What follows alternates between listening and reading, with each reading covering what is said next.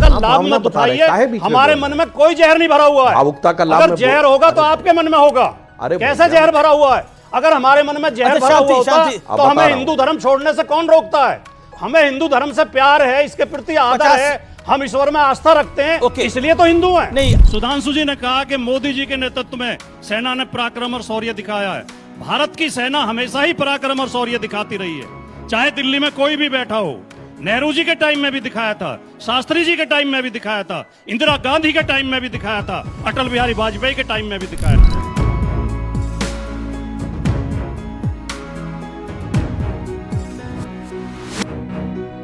ऐसी ही एक अजीम शख्सियत से आज हम आपकी मुलाकात करा रहे हैं, श्री राजकुमार भाटी जी का।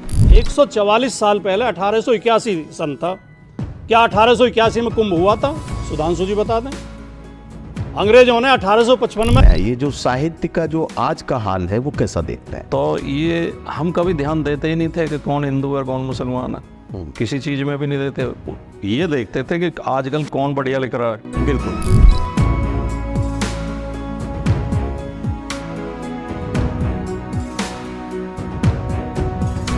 वही काम मोदी जी ने दोहराया है। जब सेना हमारी पाकिस्तान के घुटने टिकवा रही थी, मोदी जी ने किसी अज्ञात दबाव में आके मोदी जी ने कदम पीछे हटा लिए। मोदी जी दिल्ली में लड़ाई हार गए, सेना हमारी बॉर्डर पर लड़ाई जीत रही थी। सेना को बार बार सैल्यूट करते हुए दो जुमले हमें बहुत सुनने को मिलते हैं जी।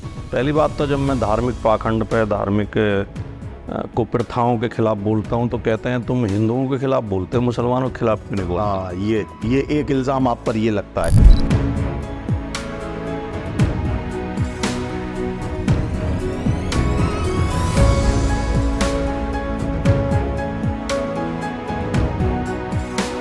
एक आप अभी एक सज्जन की फोटो दिखा रहे थे, प्रधानमंत्री भी उनके आश्रम में अभी गए हैं, धीरेन्द्र शास्त्री की। बाबा बागेश्वर धाम। बाबा का है, वो नया लड़का है, जवान लड़का है, धीरेन्द्र शास्त्री है।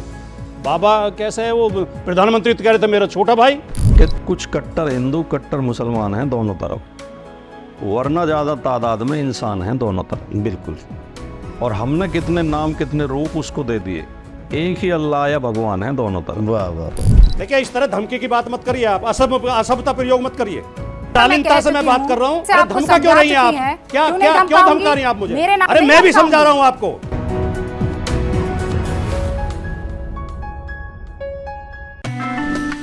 सितारे हिंद पॉडकास्ट विद नदीम फरूक।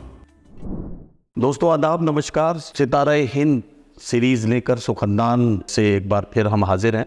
चाहे सोने के फ्रेम में जड़ दो, आईना झूठ बोलता ही नहीं। कृष्ण बिहारी नूर का ये शेर हर दौर में सच साबित होता है। और अगर आज के दौर तक पहुंचते हैं तो हमें लगता है कि झूठ बोलूं तो ज़ुबान में मेरी छाले पड़ जाए, और सच बोल दूं तो जान के लाले पड़ जाए। ये ऐसा मुश्किल दौर जहां सच बोलना वाकई किसी जंग से कम नहीं है, किसी बड़े इम्तिहान से कम नहीं है। ऐसे दौर में भी कुछ दीवाने ऐसे हैं कि जिन्हें यकीनी तौर पर उनकी जो पीढ़ियां हैं, पीढ़ी दर पीढ़ी उनके अंदर सच बोलने का एक ऐसा जज्बा उन्हें घुट्टी में पिलाया गया है कि वो सच के अलावा कुछ नहीं बोल सकते। ऐसी ही एक अजीम शख्सियत से आज हम आपकी मुलाकात करा रहे हैं। मैं आपको बताना चाहता हूं कि किसान परिवार से आए, पूरी ज़िंदगी जद्दोजहद में गुजारी, लोगों के लिए नाइंसाफ़ी के खिलाफ खड़े हो जाने का जो जज्बा है वो अपने आप में बहुत अनोखा और अछूता। पत्रकार के रूप में कार्य करते हुए अपनी जिम्मेदारियों को निभाना। उनके बारे में एक बात और भी कही जा सकती है कि बहुत अच्छी पढ़ाई लिखाई के बाद एक डिग्री कॉलेज में एक लेक्चरर या प्रोफेसर के तौर पर अपनी जिम्मेदारियां निभाते हुए ज़िंदगी को बड़ी सच्चाई के साथ देखना, बहुत करीब से देखना और उसके लिए फिर जद्दोजहद करना, ये सारी चीज़ें मिलकर एक शख्सियत के आसपास जाकर खड़ी हो जाती हैं और फिर परिचय और तारुफ बनता है श्री राजकुमार भाटी जी का। मैं राजकुमार भाटी जी से आपका परिचय करा रहा हूँ। आप सब उन्हें अच्छे से जानते पहचानते हैं, बार बार उनको देखते हैं, बार बार टेलीविज़न के बहुत से चैनल्स पर आप उन्हें डिबेट में देखते हैं।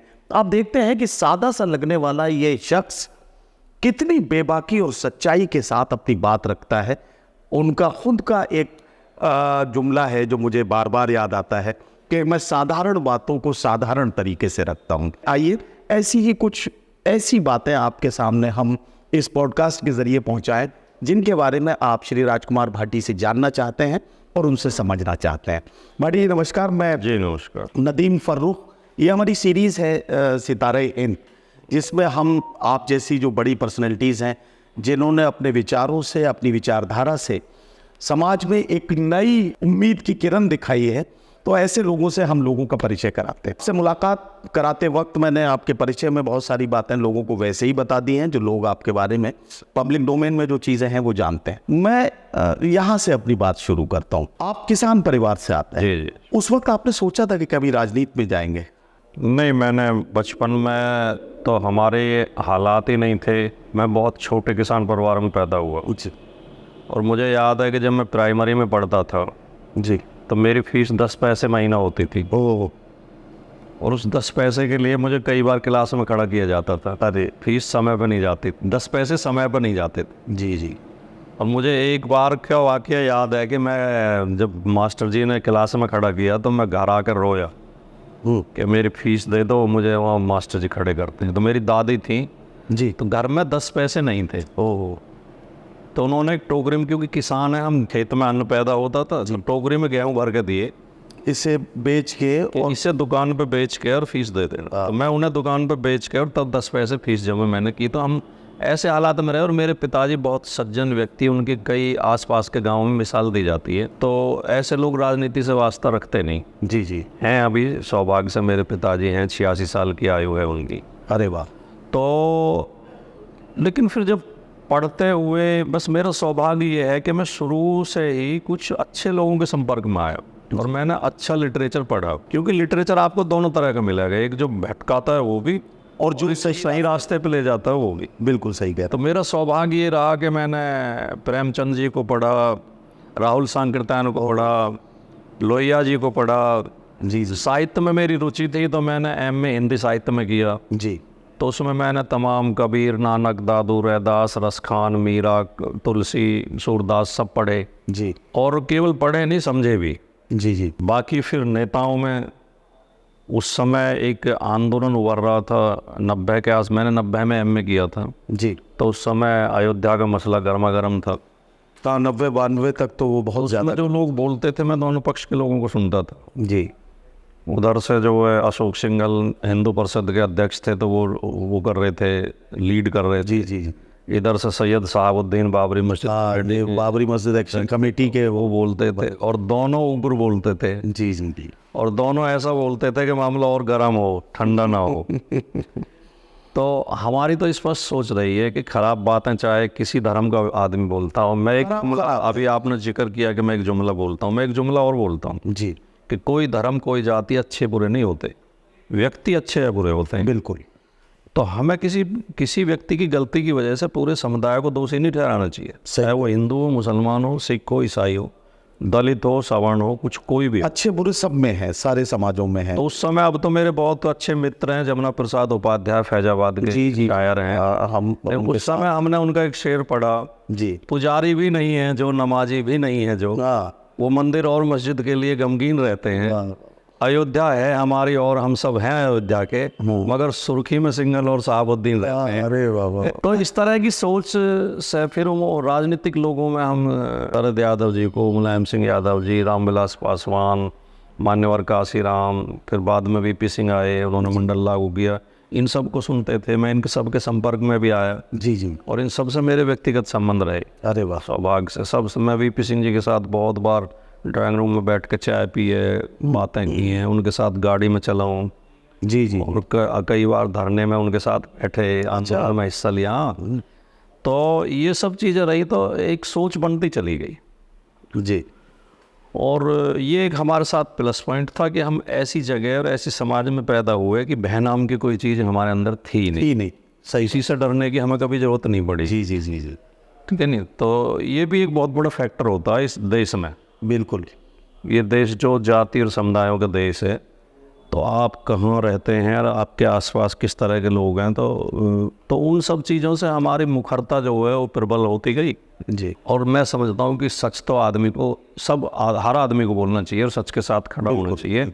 ये मेरा एक संकल्प बन गया कि मैं सच के साथ रहूंगा। अच्छा, आप साहित्यिक अभिरुचि आपकी रही है, आपने जैसा कहा कि आप छात्र जीवन से ही साहित्य की तरफ आपका झुकाव रहा। एक वीडियो क्लिप में आपकी देख रहा था जिसमें आपके किसी दोस्त ने आपसे ये कहा कि आप जो कवि सम्मेलन करा रहे हैं उसमें हम इसलिए नहीं आएंगे कि इसमें आपने 6 मुसलमान या 8 मुसलमान बुला रखे हैं और 2 इसमें हिंदू कवि है। फिर आपने उसको कहा कि आप जो गुलजार दहलवी को आप मुसलमान समझ रहे हैं, इनका नाम आनंद मोहन जोशी है, ये फना है, ये फना है। ये आपको बार बार इस तरह के हालात का सामना करना पड़ता होगा, क्योंकि जब भी आदमी जज करने बैठेगा तो वो हिंदू मुसलमान के पैमाने पर ही चीज़ों को जज करने लगता है आज के राजनीतिक दौर में। आज आप इसे कैसा देखते हैं? ये जो साहित्य का जो आज का हाल है वो कैसा देखते हैं? देखिए, हमारे यहाँ एक स्वतंत्रता सेनानी हुए बहुत बड़े, विजय सिंह पथिक जी, और जो लेखक भी थे, कवि भी थे, पत्रकार भी थे। उन्होंने 6 अखबार निकाले अंग्रेजी ज़माने में।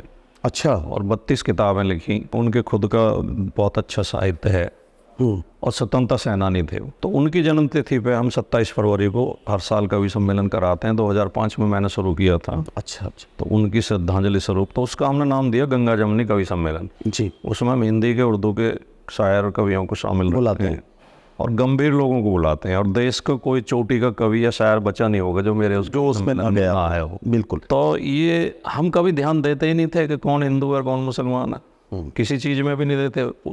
ये देखते थे कि आजकल कौन बढ़िया लिख रहा है। बिल्कुल। तो उनकी जितने भी मेरे कवि सम्मेलन हुए, अध्यक्षता हमेशा आदरणीय उदय प्रताप जी ने की है। आदम जी भी उसमें आए, या जमुना प्रसाद उपाध्याय भी रहते थे, गोपाल दास नीरज भी आए, आपके जो है नवाज देवबंदी भी आए, पॉपुलर मिर्ठी भी आए, शबाना अदीब भी आई, सब जो अच्छे शायर होते थे, गुलजार दहलवी भी आए। तो ये लोगों का सबसे बड़ी समस्या यही है कि जजमेंटल होते हैं लोग जी, बिना सच्चाई को जाने जज कर लेते हैं। अब जैसे हमें ये बहुत दो जुमले हमें बहुत सुनने को मिलते हैं जी। पहली बात तो जब मैं धार्मिक पाखंड पे, धार्मिक कुप्रथाओं के खिलाफ बोलता हूँ तो कहते हैं तुम हिंदुओं के खिलाफ बोलते हो, मुसलमानों के खिलाफ क्यों नहीं बोलते? हाँ, ये एक इल्ज़ाम आप पर ये लगता है। तो मेरा जवाब ये होता है कि भाई हम सफाई करेंगे तो पहले अपने घर की करेंगे नहीं। हाँ, या अपने घर में गंदगी पड़ी और पड़ोसी के झाड़ू झाड़ लगाए पड़ोसी के घर में, सही बात है। तो बुराई उधर भी, मैं ये नहीं कह रहा कि पाखंड नहीं है, पाखंड उधर भी है, कई मौलानाओं की शिकायत उधर भी है, बिल्कुल। कई मेहनतों की शिकायत इधर भी है। तो हम अपनों के खिलाफ बोलें, वो अपनों के खिलाफ बोलें। बिल्कुल। तो हम अपने धर्म की बुराइयों के खिलाफ बोलना समाज सुधार है। बिल्कुल। और दूसरे के धर्म की बुराई गिनवाना वो सांप्रदायिकता है। बिल्कुल सही बात है।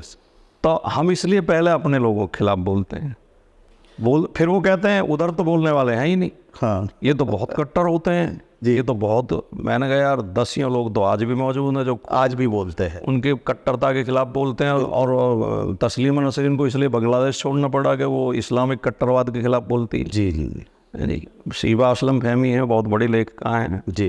आपने जावेद अख्तर साहब हैं, खुल के बोलते हैं, बिल्कुल लोग बोलते के खिलाफ बोलते हैं, लोग बोलते हैं। और मैंने कहा आप पढ़ते ही नहीं हो, आप पढ़ते लिखते हो नहीं, इसलिए आपको पता नहीं है।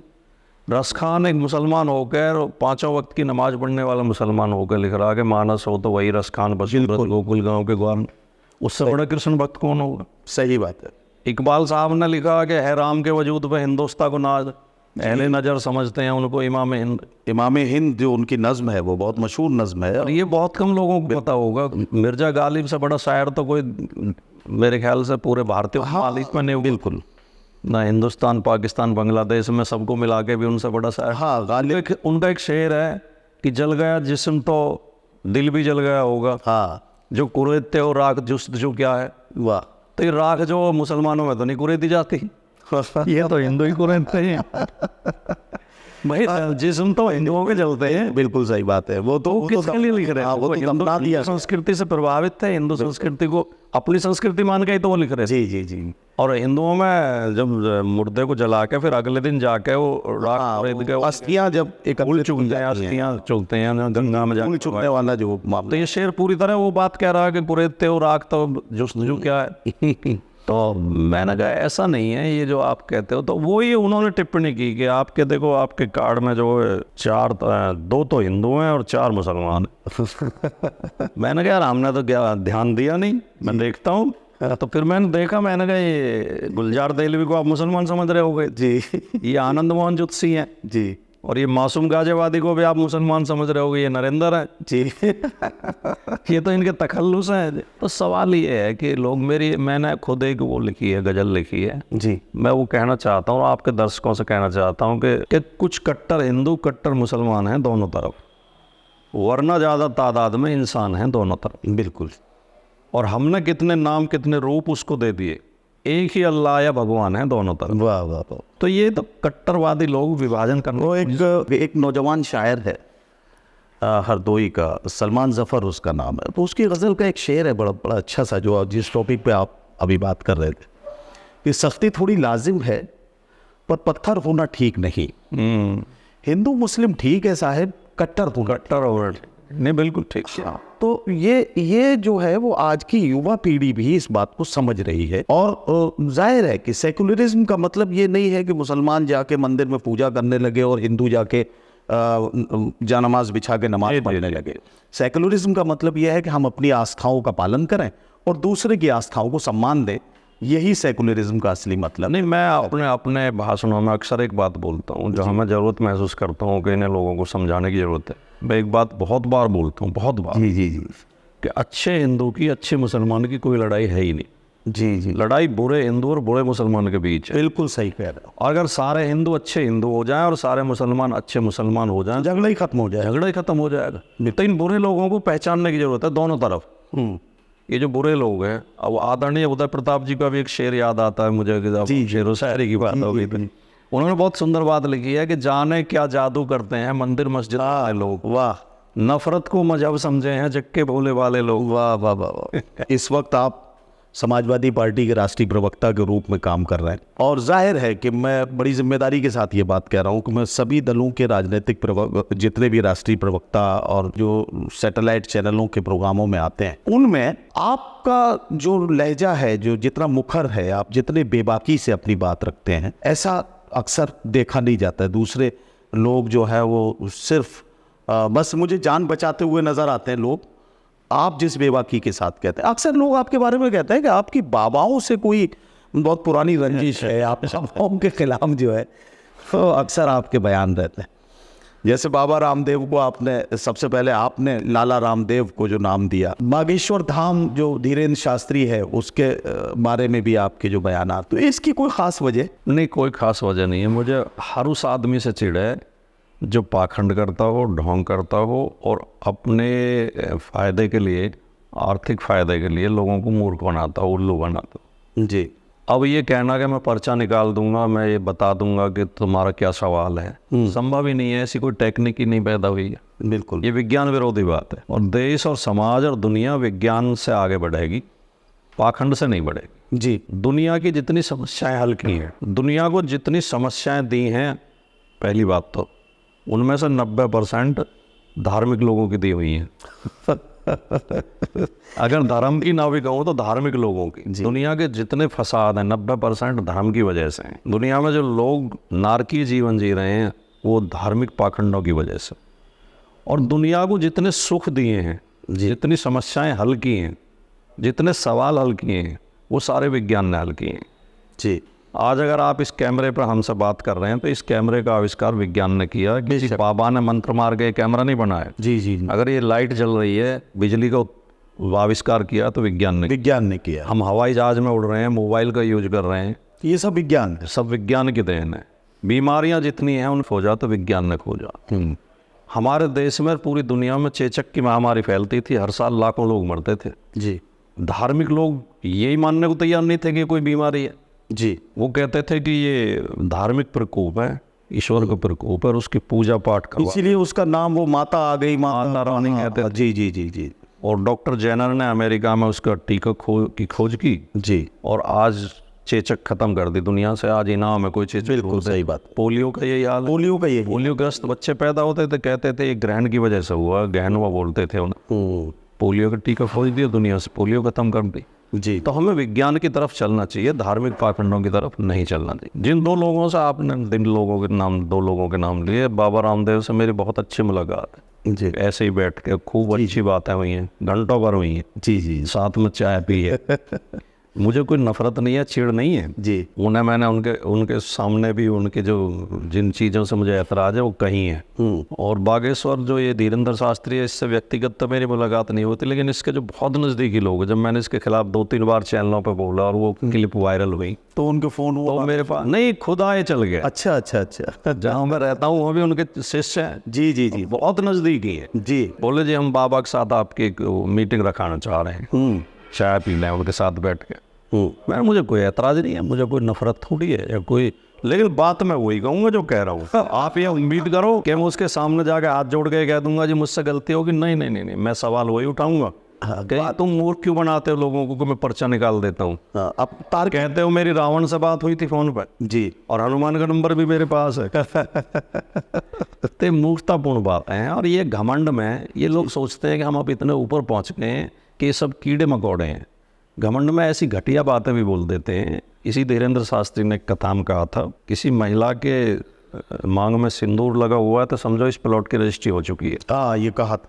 और अगर मांग खाली है, मांग में सिंदूर नहीं है तो समझो प्लॉट खाली है जी। तो बेटियों के लिए, बहनों के लिए ऐसी अपमानजनक भाषा, ये बहुत बिल्कुल बहुत घटिया। ऐसे व्यक्ति को कोई संत कह सकता है? जी। एक और है जो मूर्खतापूर्ण बातें करने का शौक जैसे चढ़ा हुआ आजकल, अनिरुद्धाचार्य। हाँ, वो भी आज वो एक वीडियो में कह रहा है कि महिला के स्तनों में इतना भार होता है कि वो अगर जमीन पर झुक जाए तो जमीन उसका भार सहन नहीं कर पाती जी, और उससे भूकंप आता है। और लाखों करोड़ों ऐसे अज्ञानी लोग हैं जो इनकी बात पर विश्वास कर लेते हैं। जी जी जी। भाई भूकंप का आना, ज्वालामुखी का फटना, वर्षा का होना, आंधी तूफान आना, ये सब ये जो है इनके वैज्ञानिक कारण है जी, तार्किक कारण है, वो खोजे हैं दुनिया ने जी। हम तो ये विश्वास करते रहे, किताबों में पढ़ते रहे कि इन पाखंडियों की किताबों में जी, कि कोई इंद्र देवता है वो बादलों को आदेश देता है कि जाओ बारिश करके आओ। रसिया ने 1982 में शायद हुए थे, रसिया में 1986 में एशियाड का आयोजन था जी। मॉस्को में तैयारी हो रही थी, उन्होंने बाहर खुले में बहुत बढ़िया तैयारी की, शाम को बादल हो गए जी। तो उन्हें लगा कि अगर बारिश होगी तो हमारी सारी तैयारी बेकार हो जाएगी। तो रूस के राष्ट्रपति ने अपने वैज्ञानिकों को बुलाया कि इसमें कुछ कर सकते हो जी। उन्होंने कहा हाँ कर सकते हैं। उस समय अखबार में मैंने पढ़ा था, मुझे आज भी याद है जी, कि उन्होंने हेलीकॉप्टर से उन बादलों के ऊपर जाकर हाइड्रोजन का छिड़काव किया और वो बादल छितर गए चारों तरफ।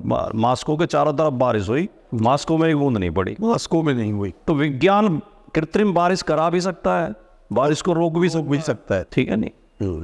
चीन ने आर्टिफिशियल चांद बना लिया है, अमेरिका ने आर्टिफिशियल ब्लड बना लिया है, आर्टिफिशियल हार्ट बन गया है। हाँ, जाहिर है। और हम अभी कुदाल लेके मस्जिद और मजारों के नीचे जो हनुमान और शिव जी को ढूंढ रहे हैं। जी जी जी। कि सारे हनुमान और सारे शिव जी मजारों के नीचे दबे हुए हैं, मस्जिदों के नीचे दबे हुए हैं। बिल्कुल। तो इन मूर्खताओं से निकलना पड़ेगा। और ये जिनका आपने नाम लिया जी, कि इनका आप विरोध करते हैं, मैं उनका विरोध नहीं करता। ये इस पाखंड को बढ़ावा दे रहे हैं, इस पाखंड का विरोध। कथा के नाम पर लोगों को इकट्ठा करते हैं और फिर उस कथा में एक पार्टी विशेष का प्रचार करते हैं जी, और कुछ ऐसी नफरत भरी बातें कहते हैं जिससे लोगों में डिवीजन होता है। अच्छा, ये एक डिबेट में मैंने ये भी देखा कि ऐसे ही एक बाबा से आपने कहा कि आप प्राण प्रतिष्ठा जो करते हैं, जो प्राण डाल देते हैं तो क्या किसी शहीद सैनिक के भी प्राण वापस कर सकते हैं? क्या उसमें भी प्राण डाल सकते हैं? तो वो चूंकि जितने तार्किक तरीके से आपने वो बात रखी थी, पूरे देश में उससे एक बड़ा संदेश गया जिस तरह से आपने बात रखी थी।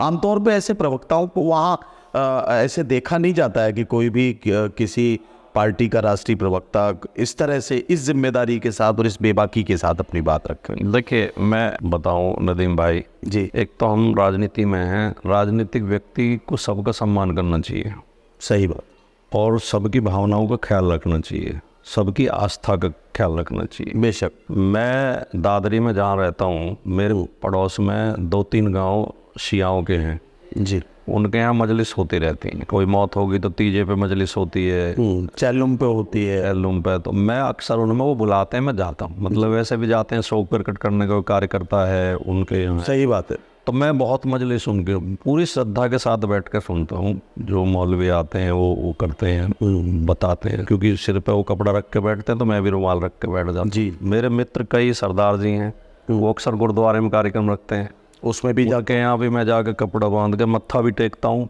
गुरु ग्रंथ साहब को। जी। हिंदुओं में हमें नवरात्र में बुला लेते हैं, पूरी श्रद्धा के साथ जाते हैं जी माता की तस्वीर लगी हुई है, वो कहेंगे जी वो कर दो, तो हम जाके हाथ भी जोड़ लेते हैं। कहीं यज्ञ हो रहा है तो उसमें मंत्र भी पढ़ते हैं और गलावा भी बंधवा लेते हैं जी। ये संस्कार हैं। सही। लेकिन ये कहना, अब हिंदुओं में ये माना जाता है कि जब प्रतिमा जो है, मूर्ति जो लगा दी जाती है मंदिर में, तो फिर उसमें मंत्र पढ़ के प्राण प्रतिष्ठा की जाती है। तो प्राण प्रतिष्ठा एक धार्मिक संस्कार है जी। प्राण प्रतिष्ठा का मतलब ये नहीं है कि उसमें जान डाल देते हैं, हाँ, यस, उसमें प्राण डाल देते हैं। सही। वो एक संस्कार है, जैसे उपनयन संस्कार होते हैं हिंदुओं में। जी जी जी। कि उपनयन के बाद उसका द्विज माना जाता है, दूसरा जन्म हो गया। तो ऐसे मुस्लिमों में भी होते हैं संस्कार जी। वो अपने, तो वो उस बाबा ने इस स्टाइल में कहा, वो ये कहता कि हम प्राण प्रतिष्ठा संस्कार हो गया है। वो कहा दुनिया में भारत एक मात्र देश है। प्रतिमा स्थापित हुई थी तब उसमें प्राण प्रतिष्ठा हुई थी, 22 जनवरी थी शायद अयोध्या में जी। उस समय डिबेट हो रही थी। तो उसने कहा कि पूरी दुनिया में भारत अकेला देश है जो पत्थर में प्राण डाल सकता है जी। तो उसका अर्थ गलत था। हाँ, वो लहजा गलत जी था। जी जी। तो मैंने कहा किसी इंसान में भी डाल दोगे अगर आप प्राण डाल सकते हो तो ये सैनिक शहीद हो जाते हैं बॉर्डर पे, इनमें डाल दोगे? जी जी। तो आपने बाबा का चेहरा देखा होगा, वो वीडियो देखी है तो बाबा का चेहरा जो है वो हालांकि भला आदमी है, अब भी मेरे साथ डिबेट में आते जाते बड़ा सम्मान करते हैं और मैं भी उनका सम्मान करता हूँ जी। वो ऐसी आलतू फालतू बात ज़्यादा करते नहीं है। लेकिन उस सवाल पे मुझे ऐतराज था। जी। तो वो अजब भलेपन का आदमी का ये भी एक उदाहरण होता है कि उसके चेहरे पे जो है आत्मविश्वास की कमी दिखाई दी। जी। जब आपने एकदम वो क्रॉस किया है वहाँ, तो वो एकदम हक्के बक्के। लेकिन सवाल मेरा जायज था, उनका जो कहने का ढंग था वो खराब था। भैया मैं फिर से आपके राजनीतिक जीवन की तरफ जरा लौटता हूँ। जब नोएडा, ग्रेटर नोएडा बन रहा था, जब ये डेवलप हो रहा था और ये नए नए सेक्टर्स बन रहे थे, नई नई ऊंची ऊंची बिल्डिंग्स बनने की शुरुआत हो रही थी, जमीनों के अधिग्रहण हो रहे थे, किसानों से जमीनें ली जा रही थी, ये सारा काम हो रहा था, तो उस समय एक संघर्ष आपने शुरू किया और देहात मोर्चा के नाम से आपने एक आंदोलन शुरू किया ताकि किसानों को उनकी जमीनों का सही मुआवजा दिलवाया जा सके और सही तरीके से उनको जो है वो किया जा सके। वो संघर्ष किस तरह का था? वो देखिए, जैसा आपको मैंने शुरू में बताया कि मेरे राजनीति में, सक्रिय राजनीति में आने का कोई बिल्कुल इरादा नहीं था। मैं पत्रकारिता में था। हमारे क्षेत्र में एक विधायक होते थे श्री महेंद्र सिंह भाटी जी, जो बहुत मजबूत और बहुत अच्छे लोकप्रिय विधायक थे जी, और जनता से जुड़े हुए थे और प्रशासन में उनकी एक धमक रहती थी। महेंद्र सिंह भाटी, हाँ, और वो आंदोलन जी, तो उनके रहते हुए प्रशासन डरा हुआ रहता था। उसी समय नोएडा, ग्रेटर नोएडा बन रहे थे और ज़मीनें जा रही थी, तो वो कहीं आवाज़ उठाते थे कि मुआवजा बढ़ाया जाए, किसी की आबादी तोड़ी जा रही है तो वो खड़े हो जाते थे जाके। उनका मर्डर हो गया 1992 में, 13 सितंबर 1992 को। उसके बाद क्षेत्र में एक शून्यता आ गई, कोई आवाज़ उठाने वाला नहीं और लोग इतने डरते थे पुलिस से। नोएडा में ये अन्याय होने लगा कि 100 साल पुराने मकान बुलडोजर लगा के तोड़ दिए जाते थे। अच्छा। हाँ, नोएडा ने जो स्थापना नोएडा की हुई तो उन्होंने क्या किया कि नक्शा मेज पे फैला के और एक पेन से निशान खींच दिए कि इतनी जमीन हमारी है। अच्छा। और मुआवजे किसानों को बांट दिए और जिन्होंने मुआवजा नहीं लिया वो ट्रेजरी में डाल दिया और कागज पे कब्जा ले लिया। उसे कहते हैं कब्जा प्राप्त भूमि जी। कागज में खतौनी में उनके नाम चढ़ गए जी। तो उनमें बहुत से ऐसे मकान, 3500 मुकदमे पीपी एक्ट के किसानों पर चल रहे थे। अच्छा। हाँ, जिनमें किसान ये कह रहे थे कि हमारा पुराना मकान है। तो नोएडा की स्थापना से 100 साल पुराने बने हुए मकान थे, वो बुलडोज कर दिए हुए और उनमें से बहुत से बुलडोज कर दिए गए। तब मेरे पास लोग आते थे, कहते थे, पत्रकार के नाते भी, तब मैंने मन बनाया 1995 में, मैंने 92 में उनका मर्डर हुआ था, 3 साल बाद 1995 में, तो मेरे दिमाग में आया कि एक संगठन बनाया जाए जी और लोगों की आवाज़ उठाई जाए। तो मैंने बैठे बैठे सोचा कि इसका कुछ नाम भी होना चाहिए। उस समय भारतीय किसान यूनियन चल रही थी, बहुत जी चर्चा में थी, तो मैंने उसी से मिलता जुलता मैंने कहा नाम सोचो, भारतीय किसान मजदूर यूनियन, भारतीय ग्रामीण यूनियन, भारतीय देहात यूनियन। ऐसे सोचते सोचते दिमाग में आया देहात मोर्चा, ये नाम ज़्यादा बढ़िया। देहात मोर्चा लिखा मैंने पेन से, नीचे एक टैगलाइन लिखी, उनकी आवाज़ जो बोलते नहीं। हाँ, अच्छा, ये टैगलाइन भी लिखी है आपने? अरे वाह वाह वाह। और विजय सिंह पथिक जिनका मैंने अभी नाम लिया, स्वतंत्रता सेनानी थे, उन्हें अपना आदर्श रख के उनकी फ़ोटो लगाई जी और मैंने कंप्यूटर से उसके लेटर हेड बनवा दिए और फिर मैंने उसकी कमेटी बना कर हमने धरने, और फिर तो लंबा इतिहास है, 8-10 साल हमने इतने 100 करोड़ रुपए की ज़मीनें बचवाई किसानों की, फैसले कराए, टूटे हुए मकान दोबारा बनवाए, लड़कों को नौकरी लगवाई कंपनियों में, जो कंपनियों में स्थापित होती थी उनमें नौकरी नहीं देते, स्कूलों में एडमिशन नहीं देते थे, उसके लिए हम लड़े, उसके रास्ते खोले खोले और काफ़ी लाभ लोगों को हुआ। अच्छा, आपने कोई एक वीकली अखबार भी निकाला और मेरा आप एक मैंने जर्नलिस्ट के तौर पे काम कर रहे थे। मैंने 14 अक्टूबर 1990 को शुरू किया था, गांव देहात के नाम से वीकली। गांव देहात, हाँ। अच्छा। और वो खास तौर से मैंने जब मंडल आयोग की सिफारिशें लागू हुई और मैं पत्रकारिता में था जी, तो हम गाजियाबाद में मात्र 3 पत्रकार होते थे जो मंडल के समर्थन में बोलते थे।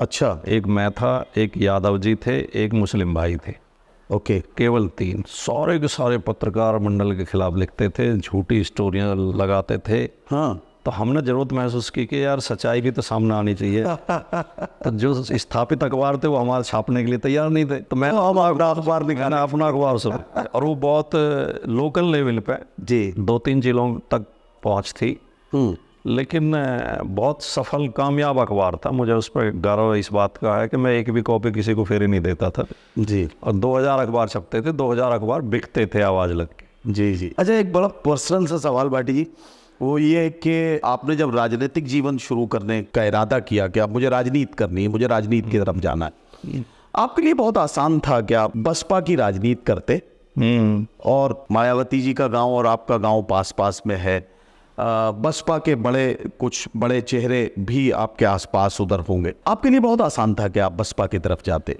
या किसी और राजनीतिक दल, कांग्रेस भी थी, बीजेपी भी थी, कई ऑप्शन आपके पास थे, आपने समाजवादी पार्टी को क्यों चुना? कोई खास कारण? नहीं, जैसा मैंने बताया कि 1995 में मैंने देहात मोर्चा शुरू किया। 2007 में मैं चुनाव भी लड़ा उसी बैनर पे जी। 2007 के बाद हमने ये ज़रूरत महसूस की, 2007 तक देहात मोर्चा चलाया खूब बढ़िया तरीके से। फिर लोगों का भी विचार था और हमने भी महसूस किया कि पार्टी ज्वाइन करनी चाहिए, सक्रिय राजनीति माननी चाहिए, फुल राजनीति करनी चाहिए जी। तो मेरे पास 2 ही ऑप्शन थे कि मैं बसपा ज्वाइन करूं या समाजवादी पार्टी ज्वाइन करूं। ओके। और मेरी प्राथमिकता बीएसपी थी, मैं आपको ईमानदारी से बताऊं। अच्छा, बीएसपी मायावती जी हमारे पड़ोसी गांव की थी और हमें लगता था कि उन तक हमारी पहुंच आसान होगी, और विचारधारा से भी हम सहमत थे। विचारधारा से दोनों पार्टियों की सहमत, दोनों की लगभग एक ही विचारधारा, सामाजिक न्याय की, जी जी, पंथ निरपेक्षता की, गरीब गुरबा की लड़ाई लड़ने की, यही है। तो लेकिन मेरा अनुभव, व्यवहारिक अनुभव जो है वो बहुत कटु रहा। बीएसपी के मैं दफ्तर गया दिल्ली जी, और मैंने 1-2 बार मिलने का प्रयास किया, तो वो व्यवहार बहुत रूखा व्यवहार किया गया और वो ऐसे डील करते थे। उसके बाद तो मैं कभी मिला ही नहीं, मैं किसी और पार्टी के दफ्तर पर गया ही नहीं जब ज्वाइन कर ली मैंने समाजवादी पार्टी। लेकिन तब मैं थोड़े 2-4 बार गया था, तो मैंने देखा वो इस तरह डील करते हैं जैसे हम नौकरी मांगना आए हो, और ये रोजगार देने वाले हैं और हम रोजगार मांगने वाले और अच्छी भाषा नहीं बोलते थे। तो फिर दूसरी बात, मुझे बीएसपी कैडर के अंदर के लोगों ने, बामसेफ के लोगों ने जी, मायावती जी के खिलाफ बोला। अरे कह रहे अरे ये तो साहब ने मिशन शुरू किया था, इसने तो बेच दिया उसे, ये तो प्रॉपर डीलिंग कर रही है, ये तो दलाली कर रही है। अच्छा। और वही बसपा के लोग और बीजेपी के लोग भी और कांग्रेस के लोग भी ये कहते थे बातचीत में। अब पत्रकार होने के नाते संपर्क तो सबसे ही रहता था जी। मुलायम सिंह यादव की एक खासियत है, जिसके सिर पर हाथ रख दिया फिर उस जिसको कह दिया कि ये जिसे आरंभ करता है उसको साथ निभाते हैं, और जो जुबान से कह दिया उसे पूरा करते हैं। मैंने सोचा ठंडे दिमाग से, यार एक तरफ तो वो नेता जिसकी अपनी पार्टी के लोग उसकी बुराई कर रहे हैं, दूसरी तरफ वो नेता कि दूसरी पार्टी के लोग भी उसकी तारीफ कर रहे हैं। तो फिर मैंने मन बनाया कि समाजवादी पार्टी ज्वाइन करनी है। और आदरणीय उदय प्रताप जी जो नेताजी के टीचर रहे, जिन्होंने नेताजी को, प्रोफेसर साहब को पढ़ाया, जी जी, आज भी हैं वो, मेरे ऊपर उनका बिल्कुल आशीर्वाद है। और वो जो अंतर्राष्ट्रीय स्तर के कवि और शायर, उनसे मेरे व्यक्तिगत संबंध, क्योंकि मैं कवि सम्मेलन कराता था और उनसे मिलता जुलता था, तो उनसे मेरा और उनका बहुत स्नेह था मेरे प्रति जी। तो फिर मैंने उनसे बात करके, अखिलेश जी से बात करके, मैं अखिलेश जी से मिला जी। और मैंने, आप हंसेंगे, उस समय ये मैंने समझ लिया था कि पार्टी का भविष्य जो होगा अखिलेश यादव का पार्टी में। अच्छा, उसी समय समझ लिया था? हाँ, 2009 में। तो मैंने ये कोशिश की कि हालांकि मेरे संबंध प्रोफेसर साहब मेरे प्रति, जबकि अखिलेश जी मुख्यमंत्री बने 2012 में, उस समय वो चर्चा में नहीं थे, उस समय वो खाली सांसद होते थे। बिल्कुल। और जो पार्टी के सीनियर लोग थे उनसे मिलने भी नहीं जाते थे, वो सब नेताजी के इर्द गिर्द चक्कर लगाते, नेताजी या शिवपाल जी के आसपास ही सारा वो रहता। लेकिन मैंने उनसे संबंध बनाए और मुझे वो इतने अच्छे आदमी हैं और इतने व्यवहारिक हैं कि मुझे आज तक उनसे कोई शिकायत ये नहीं है। उन्होंने हमेशा पूरा स्नेह और सम्मान दिया। जब नेताजी इसके राष्ट्रीय अध्यक्ष थे, नेताजी के छत्र छाया में समाजवाद का ये जो पौधा है, ये पनप गया था और पूरी तरह से लोग इसमें डेवलप होके नेता बन गए थे, जो कार्यकर्ता से नेता बन गए। और आज आप अखिलेश जी का जो बिल्कुल जो नए ज़माने का राजनीति का जो स्टाइल है उसको भी देख रहे हैं, इसमें कुछ फ़र्क पाते हैं क्या? देखिए, मेरा मानना ये है कि दुनिया की आबादी 7 अरब से ज़्यादा है, 700 करोड़ से ज़्यादा है। अब कितने लोग अब से पहले 60 लाख के करीब वर्ष हो गए जब मनुष्य को पैदा हुए। 60 लाख वर्ष में कितने लोग मर गए, जन्म लेके मर गए। आज तक कोई 2 व्यक्ति ऐसे पैदा नहीं हुए जो बिल्कुल एक जैसे हों, डिक्टो। कुछ ना कुछ फर्क जरूर मिलेगा। आप आंखों की पुतली से पहचान लोगे, हाँ, डीएनए से पहचान लोगे, हाथों की फिंगरप्रिंट से पहचान लेंगे, बिल्कुल, चाल से, आवाज से, बहुत सारी चीज़ें। हर व्यक्ति अपने आप में अलग होता है, यूनिक होता है जी। कुछ विशेषताएं नेताजी में थी जो अखिलेश जी में नहीं है, लेकिन कुछ ऐसी विशेषताएं जो अखिलेश जी में है नेताजी में नहीं थी। बिल्कुल, नेताजी के सच्चे उत्तराधिकारी अखिलेश जी हैं। अखिलेश जी चीज़ों को समझते हैं, ज़मीन से जुड़े हुए हैं, ज़मीनी कार्यकर्ताओं को सम्मान देते हैं, उनकी पहचान है उन्हें। मैं समझता हूँ कि ऐसे अकेले नेता अखिलेश जी इस समय देश में हैं जो अपने प्रदेश के हर जिले में 20-20 लोगों को नाम से, चेहरे से जानते हैं जी, और मिलते ही पहचान लेते हैं, नाम लेके बात करते हैं। यही नेताजी की विशेषता थी। जी जी। तो ये है कि हम ये तुलना कर रहे हैं तो देखिए, नेताजी का जो ज़माना था वो साइकिल का ज़माना था जी। नेताजी ने पहला चुनाव साइकिल से चल के लड़ा। बिल्कुल। सन 67 में वो विधायक हुए थे। अब 67 की परिस्थितियों में आज की परिस्थितियों में फ़र्क है। हमारे आपके पिताजी फटी हुई धोती पहनते थे, बिल्कुल, हम सूट बूट में बैठे हैं। अब एसी गाड़ियों में हम चलते हैं। अब कोई कहने लगा इनके पिताजी तो हल चलाते थे, ये एसी गाड़ियों में चलते हैं। भाई जमाना बदल गया। बिल्कुल।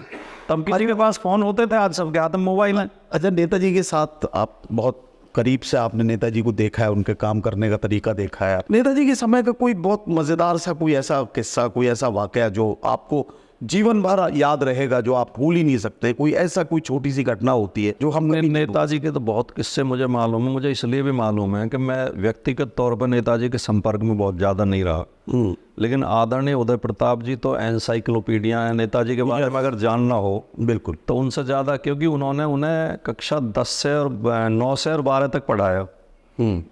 फिर वो विधायक बने, वो उसी स्कूल में टीचर हो गए थे, फिर जैन इंटर कॉलेज में जी जिसमें पढ़े थे उसी में टीचर हो गए थे, तो साथ साथ में टीचिंग भी की जी।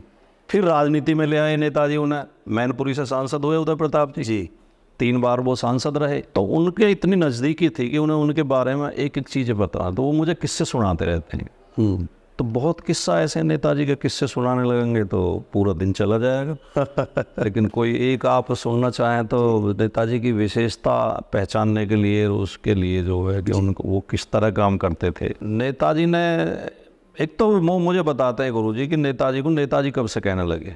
हाँ, ये भी एक मतलब नेताजी जो उनका उपनाम हुआ या जहाँ से उपाधि 6-7 में पढ़ते थे तब से इन्हें नेताजी कहने लगे, इन्हें बाद में नेताजी नहीं कहा गया। अच्छा, यस। ये एक वाल्मीकि लड़का इनके साथ पढ़ता था इनके गांव का, ये एक दिन उसके साथ उनके घर चले गए और उनके घर खाना खा के आए। अच्छा। और आज तो ये बहुत ज़्यादा खराब बात नहीं मानी जाती, उस समय तो समाज में बहुत ज़्यादा रूढ़ी बात कि यादव लड़का किसी वाल्मीकि के घर खाना खा के आया, तो ये बहुत बड़ी बात थी। तो इनके पूरे परिवार ने पंचायत कर दी कि भाई तू उनके घर खाना कैसे खा के आए। तो नेताजी के अंदर इतनी सोच उस समय पैदा हो गई थी। इन्होंने कहा कि इसमें क्या गलत है, इंसान सब इंसान होते हैं, मैं तो दोबारा भी खा के आऊँगा। ओहो। तो इनके ताऊ जी ने कहा करे ये नहीं मानेगा, ये नेता बनेगा। तो तब से उन्हें सारे परिवार के लोग गाँव के नेताजी कहने लगे। यहाँ से शुरू हुई नेताजी वाली। आजकल आपके पार्टी का नारा है पीडीए, तो ये जो पीडीए का नारा है और इसका बड़ा रिजल्ट हमने लोकसभा के 2024 के चुनाव में देखा है। जो पीडीए का संदेश माननीय अखिलेश जी ने दिया और उसके बाद जो अखिलेश जी के संदेश पर लोगों ने जिस तरह का साथ और समर्थन दिया है, तो उसका नतीजा है कि आज समाजवादी पार्टी 3रे नंबर की लोकसभा में सबसे बड़ी पार्टी है। 37 सांसद आपके लोकसभा में है। तो ये क्या लगता है आपको कि ये जो पीडीए का संदेश है ये क्या अभी और गहराई तक जाएगा और इसका विस्तार होगा और ये फैलेगा और आपका समर्थन में कुछ और, क्योंकि कुछ अभी भी जो समाज जो वर्ग अभी भी अपने आप को पीडीए में नहीं ला पाए हैं, तो क्या उनके लिए भी कुछ प्रयास चल रहा है? देखिए, दुर्भाग्य से हमारा भारत का समाज जो है, भारत देश का समाज एक सामंतवादी समाज है जी। इसमें ऊंच नीच की भावना है और ये जातियों का देश है।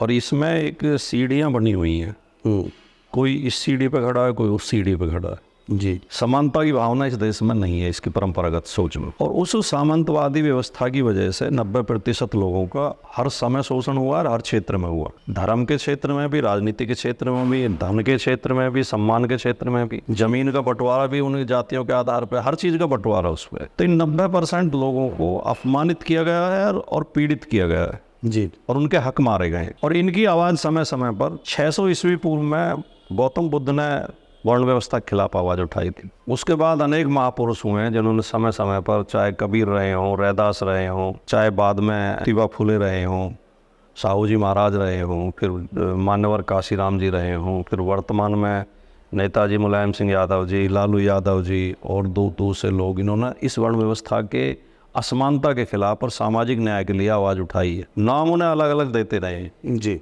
बाबा साहब ने दलित कहा था, गांधी जी हरिजन कहते थे। हरिजन शब्द से दलित समाज के लोग सहमत नहीं है जी, क्योंकि उसमें एक धोखाधड़ी की बू आती है कि भाई हरिजन ईश्वर के पुत्र, तो बाकी किसके पुत्र हैं फिर अगर ये ईश्वर के पुत्र हैं तो। जी।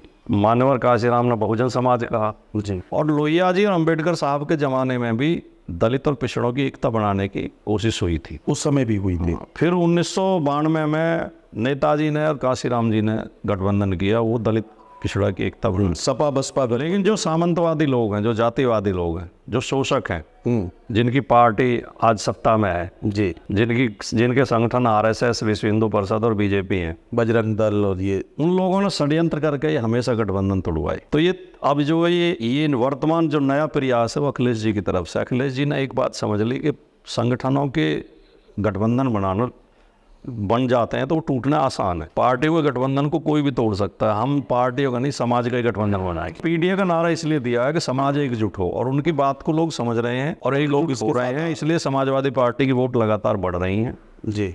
और समाजवादी पार्टी ने 2024 के चुनाव में 2 जनरल सीटों पर भी एससी कैंडिडेट लड़ाए हैं। ये बहुत बड़ा निर्णय है, मतलब उसको प्रैक्टिकली, और दोनों जीते। सुनीता वर्मा को तो हरा दिया प्रशासन ने बेईमानी से, वरना वो भी जीत गई थी। जी जी।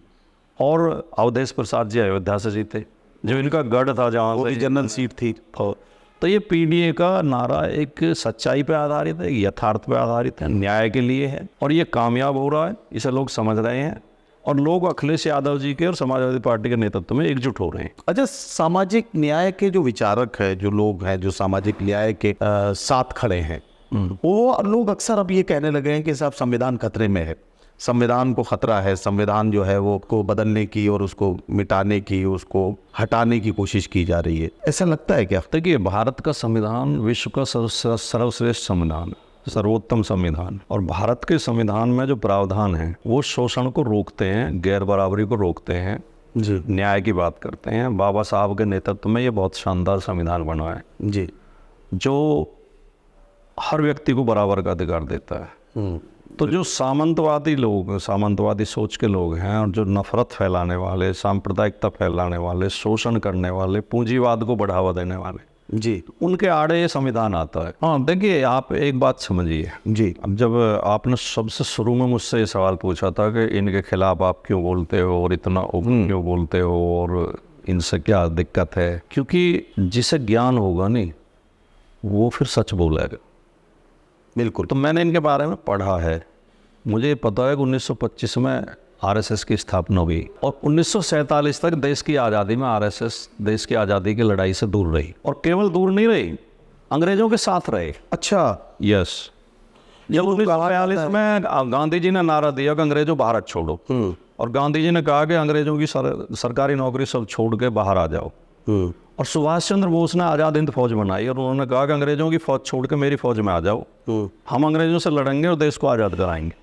तब गोलवलकर और सावरकर, आरएसएस और हिंदू महासभा दोनों गांव-गांव जाके मीटिंग करके कह रहे थे अंग्रेजों की फौज में शामिल हो जाओ, और ये स्वतंत्रता सेनानियों को मुखबरी करके गिरफ्तार करवाते थे। अच्छा। और कोर्ट में गवाही देकर उन्हें सजा करवाते थे। खुद अटल बिहारी वाजपेयी की गवाही पे 2 स्वतंत्रता सेनानियों को सजा हुई थी, उन्हीं के गाँव के 2 स्वतंत्र सेनानियों। ठीक है, तो ये जब संविधान लागू हुआ तो इन्होंने संविधान का विरोध किया।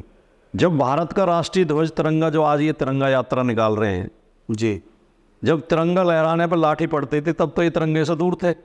आज ये तिरंगे के ठेकेदार बन रहे हैं। जब तिरंगा स्वीकार हुआ तो तब आरएसएस ने इसका विरोध किया, सावरकर ने भी विरोध किया। आरएसएस ने अपने मुख्यालय पे बहुत दिनों तक तिरंगा फहराया। इन्होंने कहा कि हमें ये तिरंगा झंडा स्वीकार नहीं है, 3 रंग अशुभ होते हैं, हमारा झंडा भगवा होना चाहिए, केसरिया रंग का होना चाहिए। और सावरकर ने साफ कह दिया था कि मैं इस झंडे के नीचे आने को तैयार नहीं। ठीक है, आरएसएस ने 2002 तक अपने मुख्यालय पर झंडा नहीं फहराया।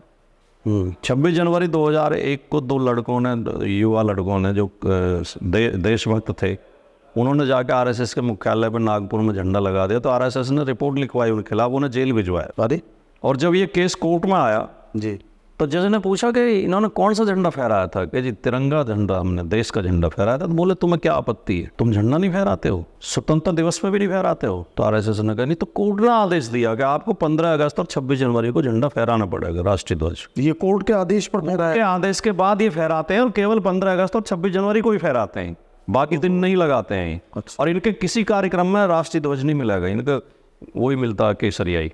अच्छा। और उन लड़कों को रिहा किया गया।